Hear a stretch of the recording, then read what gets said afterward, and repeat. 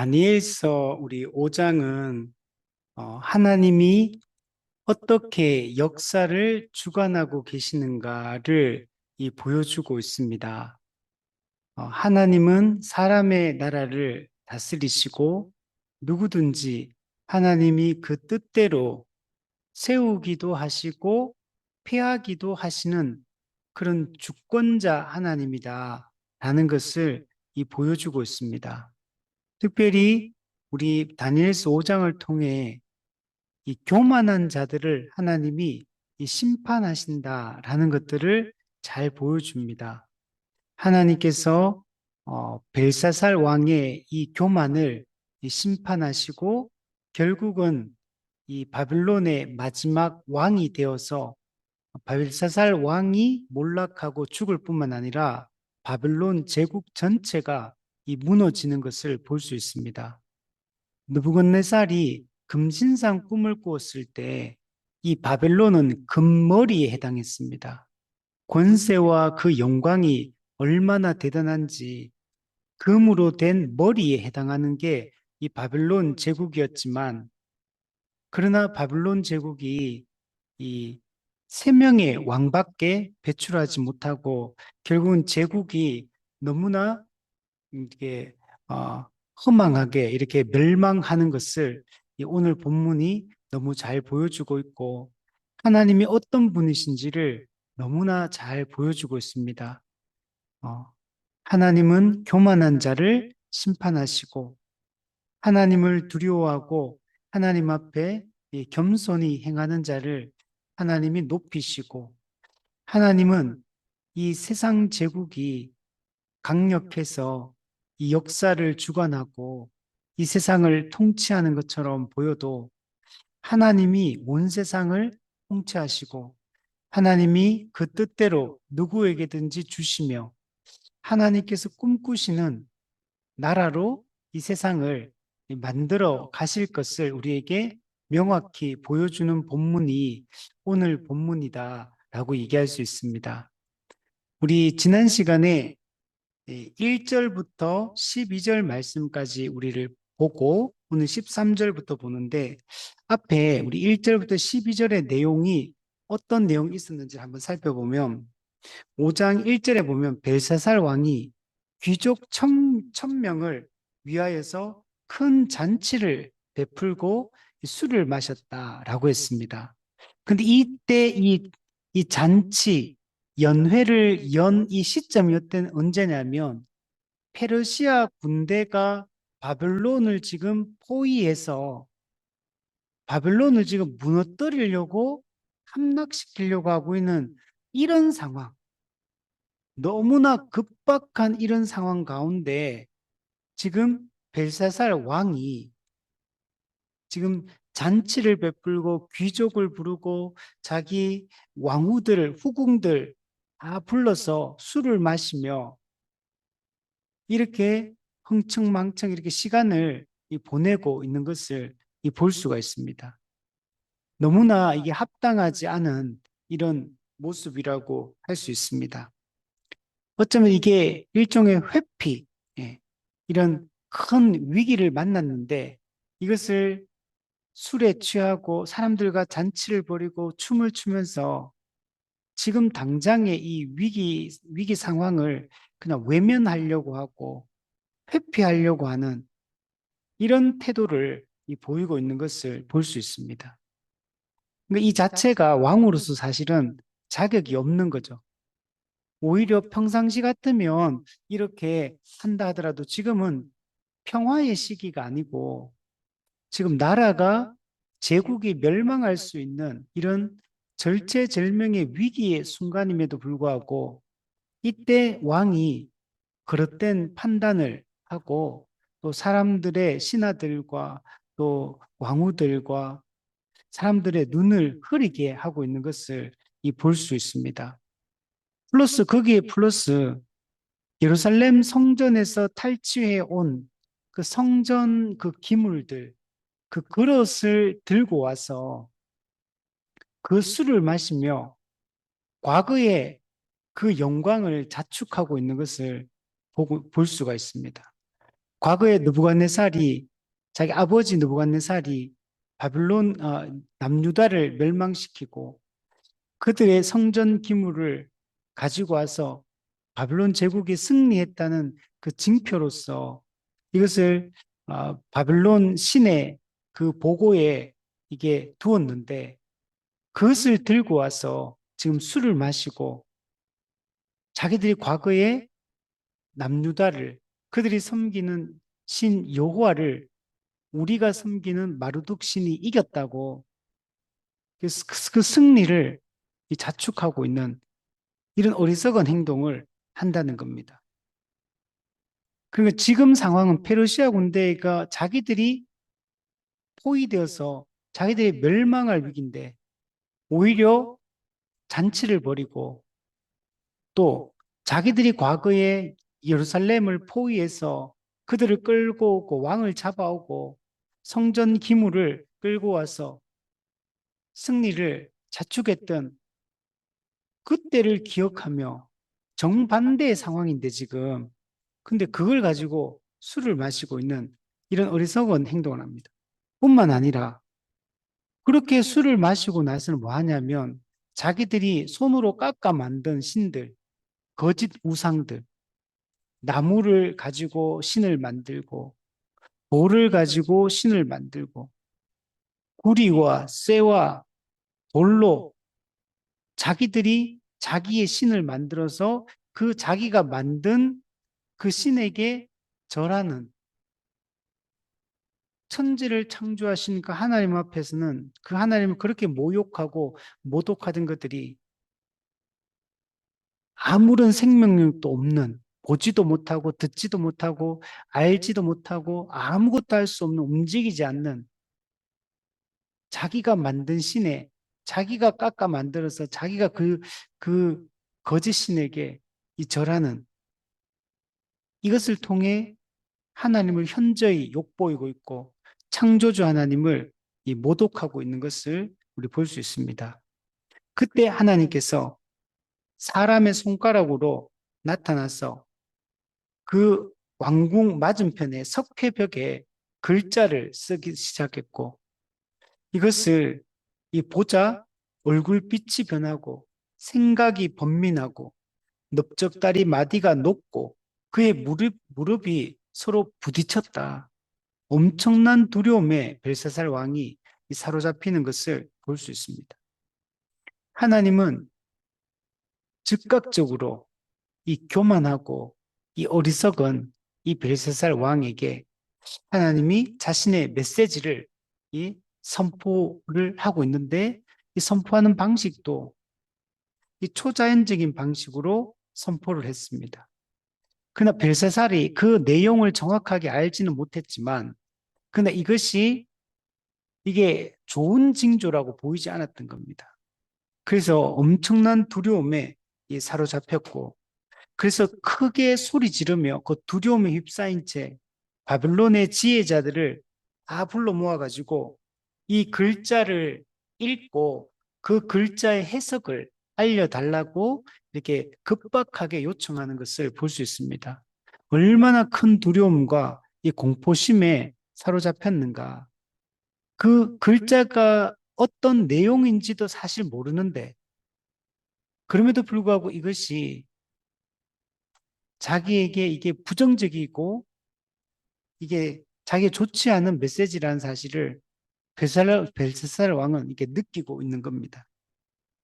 그러나 아무도 바빌론의 지혜자들 중에 아무도 이 글자를 읽지도 못하고 그 해석을 알려주지도 못했습니다. 그걸 알려주면 자두색 옷을 입히고 금사슬을 목에 걸고 나라의 셋째 통치자가 되게 하겠다. 엄청난 권세를 그 보상을 약속을 하고 있지만 그날 그 바빌론의 지혜자 중에 어느 누구도 그 일을 하지 못했습니다. 그러니까 이걸 모르니까 더더욱더 그 메시지를 모르니까 번민하고 얼굴빛이 변하고 두려움에 휩싸였고 이것은 벨사살 왕만 그랬던 것이 아니라 나머지 다른 귀족들도 그 잔치에 참석해서 사람의 손가락으로 나타나 쓴 그 글자를 보고 귀족들도 다 두려움에 사로잡혀 있는 것을 볼 수가 있습니다. 그래서 어찌할 바를 모르고 뭘 지금 이 상황에서 어떻게 해야 될지 우왕좌왕하고 있는 이때에 이 왕비는 왕의 어머니를 지칭한다 그랬죠. 우리 2절에 보면 잔치에 참석했던 사람이 누구냐? 왕과 귀족들과 왕후들과 그러니까 정실 부인들 그리고 후궁들 이 첩 해서 이들이 다 잔치에 참석했었고 지금 10절에 나오는 이 왕비는 왕의 어머니를 얘기하는데 그 어머니가 과거에 느부갓네살과 또 다윗 간에 있었던 그 꿈의 해석에 대한 이야기들을 알고 있는 사람. 그래서 이 벨사살 왕에게 왕이여 번민하지 말고 얼굴빛도 변하지 말게 하라. 왕의 나라에 거룩한 신들의 영이 있는 사람이 있다. 거룩한 신들의 영 있는 사람. 그가 누구냐면 왕의 부친 때에 있던 자로서 즉 느부갓네살 때 있던 자로서 명철과 총명과 지혜가 마치 신들의 지혜와 같은 자가 있다. 이 다니엘이 가진 이 신들의 지혜는 사실 하나님으로부터 주어진 이 지혜이죠. 그래서 그런 자가 있다 그러면서 걱정하지 마라. 과거에 느부갓네살 왕이 꿈을 2번 해석했고 그래서 느부갓네살이 그를 온 바벨론에 그, 그, 그 지혜자들의 수장을 삼았다. 가장 우두머리로 삼았다. 그 이름이 벨드사살이라고 하는 다니엘인데 이 사람은 마음이 민첩하고 지식과 총명이 있어 능히 꿈을 해석하고 은밀한 말을 또 밝히고 의문을 풀어주는 그런 거룩한 신들의 영을 가진 그런 존재가 있다라고 하면서 그를 추천을 하게 됩니다. 그래서 오늘 본문의 13절에 보면 다니엘이 이 벨사살 왕의 이 부름을 받아서 이렇게 왕 앞에 나아오게 되는 것을 볼 수가 있습니다. 근데 다니엘에게 말하되 네가 나의 부왕이 이 느부갓네살 왕이 유다에서 사로잡아 온 유다 자손의 그 다니엘이냐 이렇게 질문합니다. 우리 아버지가 유다에서 사로잡아 온 유다 자손. 그러니까 이 사람 누구냐면 이 포로 바빌론 제국의 식민지의 그 포로다라는 얘기를 하는 겁니다. 근데 이게 아이러니하게도 이 어떻게 보면 가장 천하고 낮은 자, 이 식민지 포로잖아요. 그것도 지금 이렇게 가장 약한 이런 나라, 남유다가 이렇게 멸망할 때는 정말 나라가 쪼그라들어 있는 이런 상태. 이, 그 나라가 망조가 우리가 옛날에 그 망조가 들었다 하잖아요. 그냥 그 겉으로 볼 때는 세상적으로 보면 망조가 든 나라죠. 근데 이런 나라의 식민지에 그냥 한 청년 그런 존재에 불과하잖아요. 그런데 지금 이 다니엘이 바벨론 제국의 운명에 대해서 선언한다는 것. 이게 너무나 역설적인 겁니다. 어떻게 보면은 가장 작은 자인데 그런데 제국의 운명을 지금 논하는 제국의 운명을 이렇게 좌우할 수 있는 그 키를 들고 있는 메시지를 전하는 그런 사람으로 하나님이 이 다니엘을 세우고 있는 것을 볼 수 있습니다. 그래서 매튜 헨리는 이 부분을 이렇게 주석하기를 하나님은 가장 낮은 자를 통해 가장 높은 메시지를 전한다. 그죠? 외적으로는 가장 낮은 자죠. 포로죠. 그러나 다니엘이 이 대사로서 전하는 이 메시지는 하나님 아버지의 이 계획, 하는 이 세상 경영에 대한 하나님의 그 뜻을 선포하는 가장 높은 메시지, 하나님이 장차 하실 일에 대한 하나님의 그 계획을 선포하는 역할을 하고 있다는 겁니다.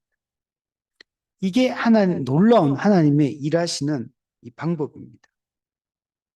그러면 14절에 보면 벨사살이 내가 네게 대하여 들은즉 네 안에는 신들의 영이 있으므로 명철과 총명과 비상한 지혜가 있다 하도다. 지금 이런 바빌론 수많은 바빌론 지혜자들이 있었거든요. 무당도 있고 점쟁이도 있고 천문학자도 있고 철학자도 있고 수많은 바빌론의 그 지혜자들이 다 있었는데도 불구하고 다니엘과는 비교할 수가 없다는 거. 다니엘은 이게 이 젊은 사람이거든요. 포로로 끌려온 그냥 한 식민지의 젊은 청년에 불과한데, 근데 다니엘이 가진 이 총명이 그 수많은 바빌론의 그 나이든 지혜자들, 점술가들, 철학자들, 종교인들, 이들을 다 합친 것보다 훨씬 더 명철하고 총명하고 비상한 지혜를 가지고 있다고 말합니다. 다니엘의 이 지혜와 총명함은 단순히 다니엘이 태어날 때부터 그냥 머리가 너무 똑똑하게 태어나서 IQ 한 200으로 태어나가지고 이런 분별력을 갖고 이런 총명을 가지고 있는 게 아니라는 겁니다. 하나님이 다니엘과 함께 하기 때문에 하나님이 주신 이 총명과 이 지혜를 가지고 있고 하나님의 함께 하심으로 주어진 이 지식과 총명함은 세상의 그 어떤 지혜자들과도 비교할 수 없는 그런 지혜와 그 통찰력을 다니엘이 갖고 있다는 사실을 보여줍니다. 그러면서 15절에 보면 벨사살이 지금 여러 지혜자와 술객을 내 앞에 불러다가 읽고 해석하게 했지만 그들은 내게 보이지 못했다는 겁니다. 이 세상 지혜자들은 겉으로 볼 때는 화려하고 이 우주의 정말 원리를 알고 진리를 아는 것처럼 행세하지만 그들은 진정 알아야 될 것을 알지 못하는 자입니다. 그들은 창조주의 뜻을 이해하지도 못하고 그 뜻을 진리를 알게 할 수도 없어요. 그러나 다니엘은 비록 지금 포로로 끌려와 있는 이런 신분임에도 불구하고 하나님이 택한 자요, 하나님 함께 하시는 자이기 때문에 이 해석을, 그 글자를 읽고 해석을 할 수가 있는 겁니다. 그러면서 벨사살 왕이 네가 내가 들었는데 너는 해석도 잘하고 의문을 잘 풀어준다고 이야기를 들었다. 과거에 아버지 느부갓네살의 그 꿈을 해석하는 것을 들었다라고 하면서 만약 이 그 글자를 읽고 해석을 알려주면 자주색 옷을 입히고 금사슬을 목에 걸어주고 나라의 셋째 통치자로 삼겠다라고 이렇게 제안을 했던 겁니다. 그 재밌는 거는 이 16절에 다니엘에게 제안한 이 내용은 5장 7절에 그 바빌론 지혜자들에게 이 제안했던 그 내용과 동일하다는 걸 알 수가 있습니다. 바빌론 지혜자들에게 제안했던 그 제안을 지금 다니엘에게 하고 있어요. 이것은 이 벨사살 왕이 얼마나 지금 절박한 상태인가를 잘 보여줍니다. 그 벽에 사람의 손가락 모양으로 나타나 글자를 썼는데 그, 그 글자가 너무나 예사롭지 않기 때문에 그래서 정말 이런 그리고 두려움이 찾아왔기 때문에 절박한 심정으로 지푸라기를 잡는 심정으로 이 다니엘에게 이 매달리고 있는 것을 볼 수가 있습니다. 우리 17절 이하에 보면 근데 다니엘의 이 대답과 이 반응이 대단합니다. 다니엘이 벨사살 왕이 대답하기를 엄청난 제안을 했잖아요. 엄청난 보상을 제안했거든요. 그런데 왕의 예물은 왕이 친히 가지시며 왕의 상급은 다른 사람에게 주옵소서. 다니엘은 이 왕이 이게 약속한 이 보상, 상급, 예물 여기에는 전혀 관심이 없다는 걸 알 수 있습니다. 다니엘은 이 세상적인, 육체적인, 물질적인 이 보상에는 전혀 관심이 없어요. 다니엘의 이 마음속에는 오직 하나님의 뜻을 알고 하나님의 그 뜻대로 행하는 것만 다니엘에게는 중요한 문제였던 겁니다. 만약에 우리가 이런 제안을 받는다면 우리도 정말 이, 이 재물을 우리가 뿌리칠 수 있을까? 마귀는 아주 교묘하게 이 미혹을 하고 우리 사람이 좋아하는 것들로 이 세상적인 보상으로 이 육체적이고 물질적인 이 보상으로 우리를 유혹하거든요. 그 사람이 이런 유혹을 받고 이런 마음에 이런 욕심이 생기고 탐욕이 생기면 이걸 뿌리치기가 정말 힘듭니다. 우리 사람이 이 인간 사회에서 이 범죄 중에 제일 많은 게 돈과 관련된 이 범죄라고 하잖아요. 돈으로 인해서 강력 범죄가 가장 많이 일어난다고 합니다. 그러니까 이걸 뿌리치기 쉽지 않아요. 그 부자 청년이 영생에 관심이 있었고 예수님께 찾아 어떻게 하면 영생을 얻을 수 있습니까? 라고 하니까 네가 네 다 팔아서 가난한 자들에게 나눠주고 너는 나를 따르라라고 하니까 마음에 근심하며 돌아갔다. 이게 보통 사람들의 이게 마음인 거죠.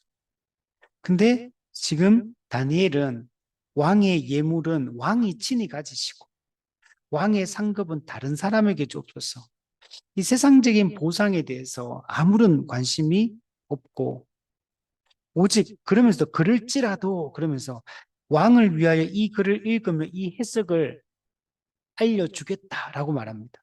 왜냐하면 이거는 하나님이 쓰신 글자이기 때문에 하나님이 보내시는 메시지이기 때문에 하나님의 그 뜻을 해석해서 전달하고 하나님의 뜻이 이루어지는 것에 다니엘은 온통 관심이 쏠려 있기 때문에 이 세상 재물에 대해서는 완전히 이걸 그냥 근데 아무런 욕심도 탐욕도 없이 그냥 다 이걸 거부하고 있는 것을 볼 수 있습니다. 그러면서 18절 이하 보면 다니엘이 이렇게 말합니다. 지극히 높으신 하나님이 왕에 붙인 느부갓네살에게 나라와 권세와 영광과 위엄을 주셨다.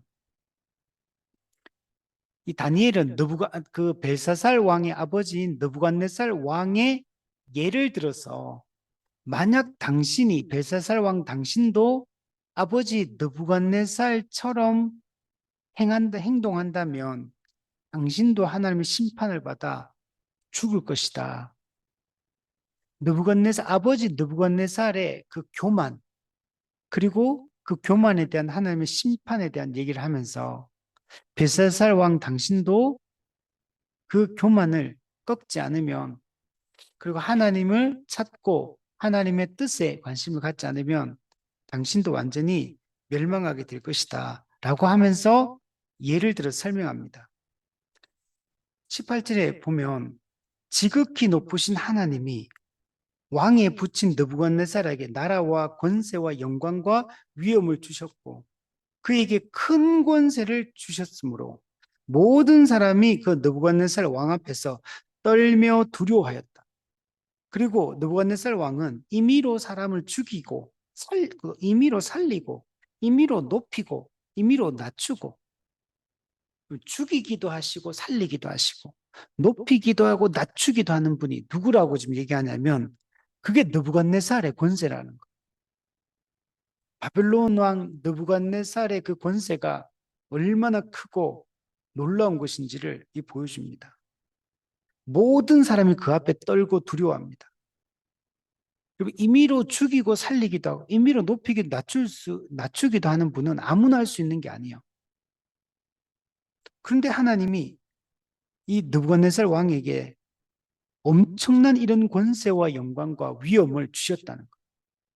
이거는 그냥 느부갓네살이 스스로가 정치한 게 아니에요. 지극히 높으신 하나님이 그 권세와 영광과 위엄을 주신 것입니다. 하나님이 이 모든 것의 주권자이심을 명백하게 드러내요. 그런데 느부갓네살은 어떻게 하냐면 겉으로 볼 때는 절대 권력을 가지고 있고 이 권력이 영원할 것 같고 모두가 그 느부갓네살의 그 위엄과 영광 앞에 무릎 꿇을 것 같지만 그렇지 않다는 것. 20절에 보면 이렇게 되니까 느부갓네살이 마음이 높아집니다. 완악해지고 교만을 행함으로 그래서 어떻게 되냐 하나님이 심판하십니다. 그의 왕위가 폐한바되고 그의 영광을 빼앗고 또 사람 중에서 쫓겨나서 7년 동안 7해 동안 들짐승의 마음처럼 이렇게 살게 될 거다. 이 들짐승의 마음을 갖는 걸 많은 학자들이 이게 그냥 정신분열이 와서 정신병에 걸려 있는 상태다. 이렇게 합니다. 그래서 완전히 사람의 마음이 아니라 짐승의 마음이고 짐승처럼 산다는 거. 가장 낮고 천한 이런 모습으로 하나님 낮추시는 걸 볼 수 있습니다.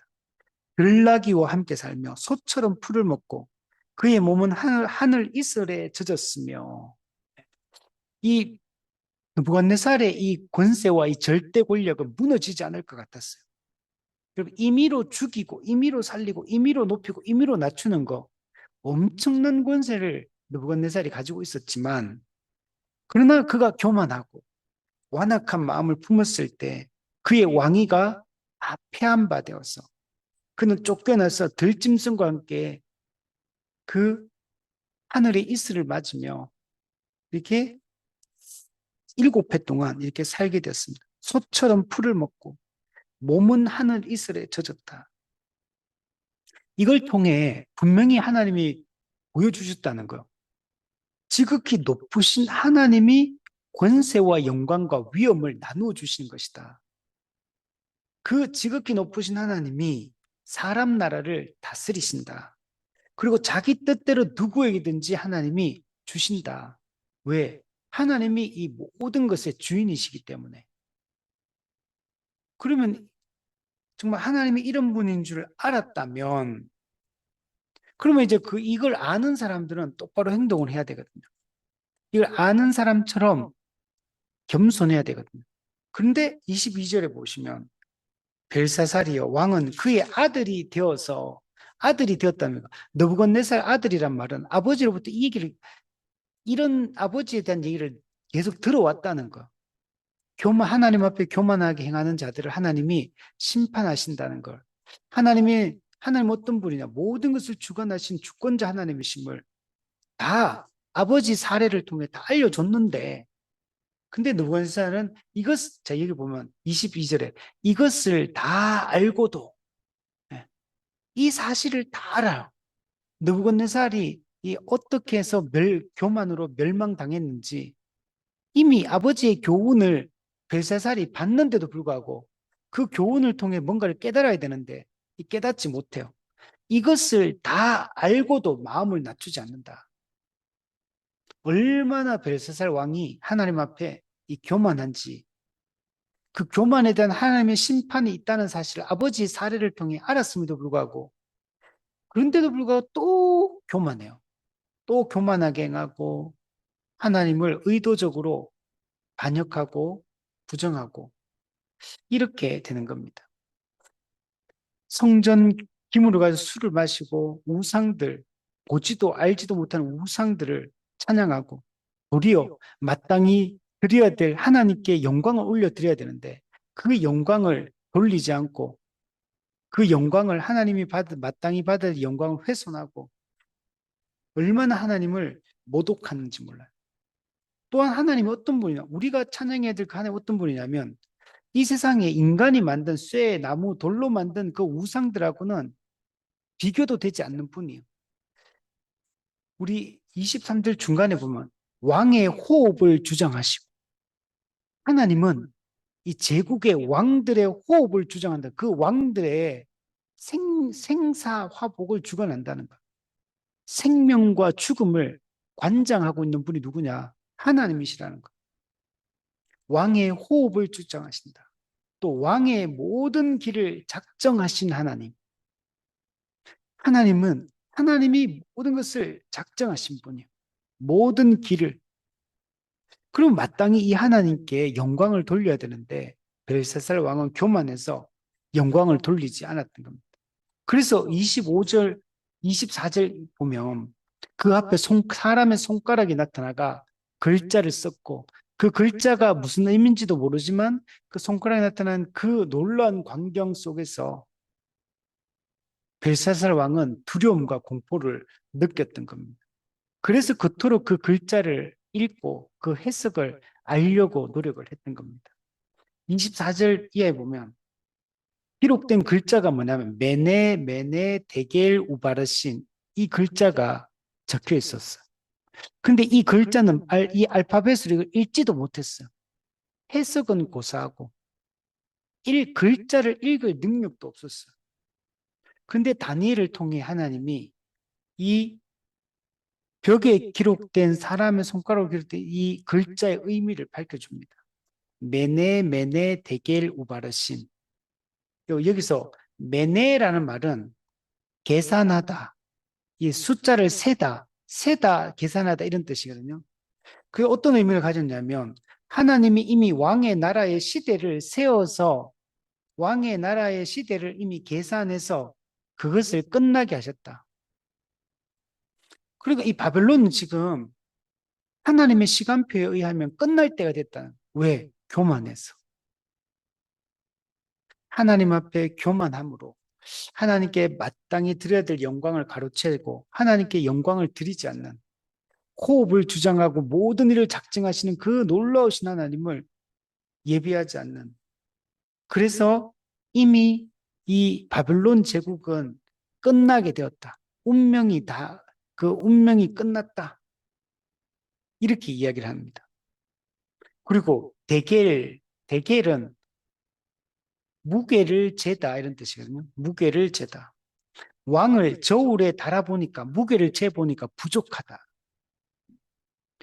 즉 사람의 기준으로는 벨사살 왕이 대단한 사람이지만 하나님의 기준, 하나님이 정한 하나님의 그 잣대에 비춰봤을 때는 부족하다는 것. 그렇기 때문에 멸망당할 수밖에 없다는 것. 그는 세 번째는 베레스. 근데 우리 위에는 베레스라는 그랬고 우바르신이라고 있잖아요. 그죠? 근데 이 우바르신은 베레스의 복수형입니다.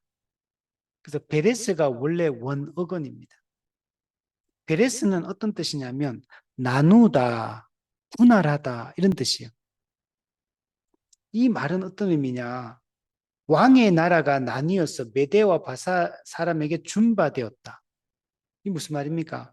바벨론 제국이 메대 왕국과 바사, 페르시아 왕국이 연합으로 함께 쳐들어와서 이 바벨론 제국을 정복해서 이렇게 나누어 버린다. 메대에게 바사에게. 그 실제로 이 모든 일들이 이루어지는 겁니다. 그러니까 이 메네 데길 우바르신 왕의 나라가 이제 끝나게 되었다. 왕을 저울에 달아보니까 부족하다. 그리고 나뉘어서 다른 두 그 족속에게 이 나라가 넘어가게 될 거다. 즉 바벨론의 멸망을 얘기하는 것. 하나님이 누구든지 하나님을 믿고 그 앞에 겸손히 행하는 자에게 이것을 다 주시는 분이라는 걸 알 수가 있습니다. 29절에 보면 실제로 근데 놀라운 좀 아이러니한데 벨사살이 자기에게 자기도 멸망하고 나라도 멸망한다 이런 얘기를 들었는데 그게 또 희한하게도 벨사살이 다니엘에게 자주색 옷을 입히고 금사슬을 목에 걸어주고 조서를 내려서 다니엘을 바빌론 제국의 셋째 통치자로 엄청난 권세자를 위치에 이렇게 세우는 것을 볼 수가 있습니다. 어쩌면 벨사살이 다니엘의 이 이야기를 듣고도 그냥 심각하게 안 받아들이고 진지하게 안 받아들여서 이런 행동을 할 수도 있고, 그러나 또 정말 또 그것보다는 정말 이, 또 자기 어떤 위신, 자기 어떤 약속했는데 약속을 안 지킬 수 없다. 또 그런 위신 때문에도 이런 일들을 했을 수가 있고, 뭐 어떤 이유로 이 약속을 지켰던 간에, 그 정말 아이러니한 거는 이 바벨론 제국의 멸망을 예언한 다니엘이잖아요. 그런데도 불구하고 이 다니엘에게 이 보상을 내리는 이 역설적인 이런 상황이 펼쳐지게 되었다. 하나님이 교만한 바벨론 발사살 왕은 죽이시고 가장 낮은 자 다니엘은 가장 높은 메시지를 전하게 하고 가장 높여 주시는 것을, 하나님 앞에 겸손한 자를 가장 높여 주시는 것을 볼 수가 있습니다. 결국 그날 밤에 갈대아 왕 벨사살은 죽임을 당합니다. 누구에게 죽임을 당하냐면 메데 바사 이 군대에게. 그들이 성을 좀 포위하고 있다 그러잖아요. 그들이 밤에 연회를 베풀 때 그 페르시아 군대가 연회 중에 쳐들어와서 기습을 해서 벨사살 왕이 죽었다고 이렇게 이야기를 합니다.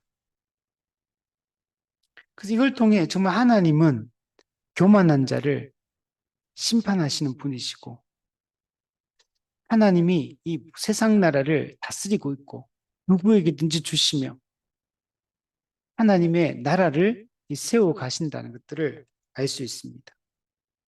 31절에 보면 메대 사람 다리오가 나라를 얻었는데 그때 다리오는 62세였더라. 실제로 이제 하나님의 말씀대로 약속대로 바빌론 제국은 멸망하고 새로운 나라가 세워지게 됩니다. 그러니까 다리오가 이게 나라를 얻어서 이게 다시 이게 메대 바사가 연합해서 세웠다가 나중에는 페르시아 바사가 전체를 이제 장악하게 됩니다. 근데 어쨌든 간에 우리 앞에 봤던 것처럼 하나님이 어떤 분이냐, 우리 21절처럼 지극히 높으신 하나님은 사람의 나라를 다스리는 분이다. 자기 뜻대로 누구에게든지 주시는 분이다. 벨사살 왕은 멸망시키고 다리오에게 하나님이 이 권세를, 이 영광을 위임해 주는 걸 볼 수 있어요. 그러나 또 나중에 되면 또 패하시고 또 다른 자에게 하나님이 주시는 것을 알 수 있어요. 이것을 통해 겉으로 보기에는 세상 제국이 힘있고 강하고 권세 있는 자들이 세상을 움직이고 자기 뜻대로 하는 것 같지만 모든 것은 하나님의 시간표 안에서 하나님의 뜻대로 하나님이 다 통치하시고 다스리고 하나님이 모든 것을 주관하시고 모든 것을 작정하시고 모든 일을 그의 뜻대로 이루시는 분이심을 명확하게 보여주고 있는 겁니다. 그래서 우리는 누가 세상을 움직이는가, 표면적으로 드러난 이 그런 힘 있는 자들이 세상을 움직이는 것이 아니라 역사의 이면에서 하나님의 열심히 하나님의 영광을 위하여 그 나라를 실현하시고 그 영광을 나타내고 계심을 우리는 분명히 믿어야 되고, 하나님은 모든 것을 그의 뜻대로 그 선하심을 따라 모든 일들을 작정하시고 행하시며 하나님의 그 뜻은 반드시 성취되고 이루어진다는 사실을 우리가 잊지 않았으면 좋겠습니다. 그럼 오늘 우리의 삶도 하나님이 통치하고 계시고 하나님이 그의 뜻대로 모든 일들을 자신의 그 구속 역사 속에서 그 일들을 이루어가고 계심을 우리는 믿고 우리 살아갈 수 있었으면 좋겠습니다.